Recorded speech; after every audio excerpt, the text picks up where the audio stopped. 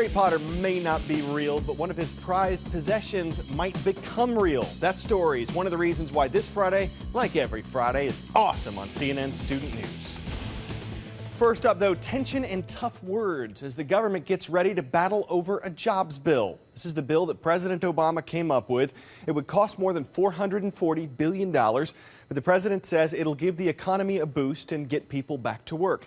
Everyone in Washington says they want to help the economy. What they disagree on is how to do that.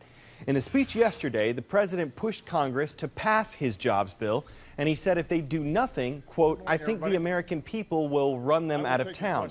Some Republican leaders hit back. They said this bill is a repeat of ideas that have failed before, and they accused President Obama of campaigning instead of governing.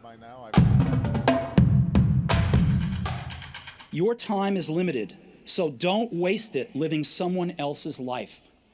Don't be trapped by dogma, which is living with the results of other people's thinking. Don't let the noise of others' opinions drown out your own inner voice. And most important, have the courage to follow your heart and intuition. They somehow already know what you truly want to become. Everything else is secondary.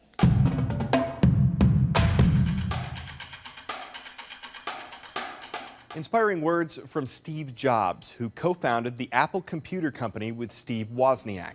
Jobs died on Wednesday at the age of 56. He lost a battle with cancer that he'd been fighting for years. Apple and Mac computers, the iPod, the iPhone, the iPad, all of them came from the company that Steve Jobs co-founded in his parents' garage. Scenes like this one were how the public knew Jobs in recent years. He took the stage to announce the next big thing from Apple. Also had an impact on the animation industry, buying Pixar Studios and helping lead that company to the success it has today. Millions of people expressed their sadness and condolences after hearing about Jobs' death. Many of them used technology that his company pioneered, and this wasn't just in the United States. The reaction was worldwide. Steve Jobs, he has a massive following here in Hong Kong. In fact, according to Apple, they said that on the day of its opening, just a few weeks ago, they sold more Macs here than any other store around the world. And one more thing I want to show you. This sign up here, the Apple logo, it usually glows white. Today, it's been turned off.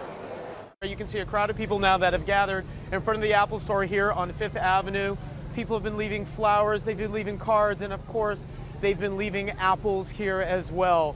We're also seeing things like this showing up in places like Palo Alto, California, also in Washington, D.C. We have all sorts of people coming here with flowers, with messages. It's putting apples. There's an apple with the message "Think Different" etched in there. And then there's this message here. This is for the crazy ones, the visionaries, the ones who change the world. You'll always be an inspiration. Love you, Steve. That just goes to show the way Steve Jobs has touched people here. But perhaps the biggest thing that I've seen here showing just how much he's entered the daily lives of people is how many people here today are actually using their iPhones, their iPads, you name it, to actually record this memorial here. And it just goes to show how ubiquitous Apple products have become all across the world. Well, what is the impact of Apple and Steve Jobs in Africa? Well, Apple products like this iPad are very expensive on the continent. Most people can't afford it.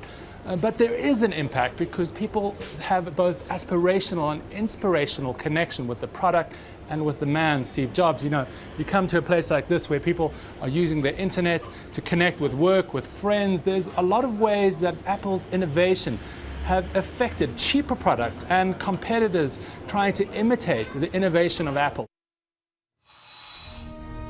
On this day in history, October 7th, in 1949, East Germany was established as its own nation.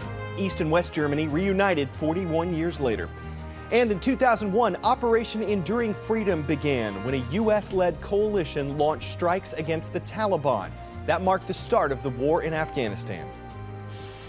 The Occupy Wall Street movement doesn't have a leader, and it doesn't have a specific focus for its anger. Organizers in New York have said they plan to protest for 2 months, and these protests are getting bigger. They've moved beyond Wall Street. They've spread to Boston and Philadelphia, down to North Carolina and Tampa Bay in the South.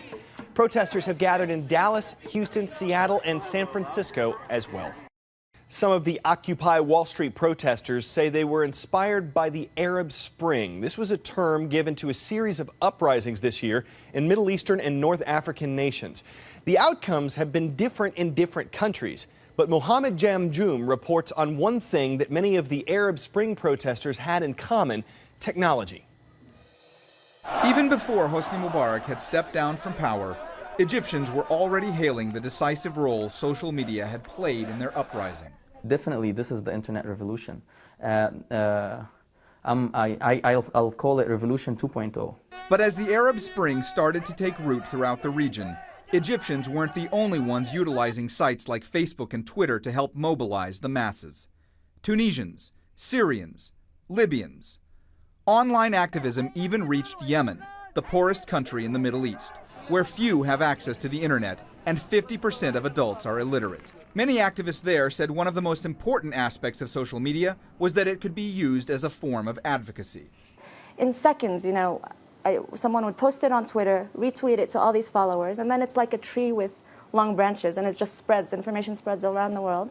And in a matter of, an hour. It was a newfound freedom, using the most up-to-date technologies to help get the word out in countries with extremely strict media controls, where populations had grown accustomed to being heavily monitored. Some countries cut internet or phone service at times, attempting to shut down these communications, but it was never completely effective. Months of revolt have produced a flood of messages and images from citizen journalists constantly posting and uploading them online.